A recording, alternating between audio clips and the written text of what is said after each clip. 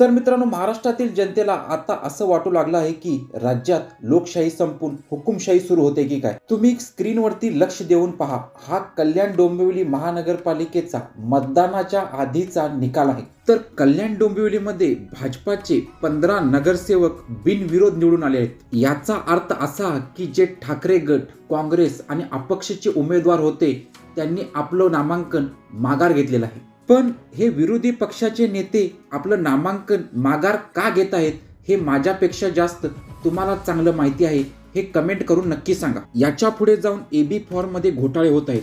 काही उमेदवार विरोधी पक्षाकडून एबी फॉर्म घेऊन भाजपातून आपली उमेदवारी दर्ज करीत आहेत आणि असं म्हटलं जात आहे की लाडकी बहीण योजनेचा डिसेंबर आणि जानेवारी महिन्याचा हप्ता हा महानगरपालिका निवडणुकीच्या आधीच महिलांच्या खात्यात जमा होणार आहे. हे तर आचारसंहितेचं उल्लंघन आहे. पण या सगळ्यांवरती इलेक्शन कमिशन एक गोष्ट देखील बोलत नाही आहे.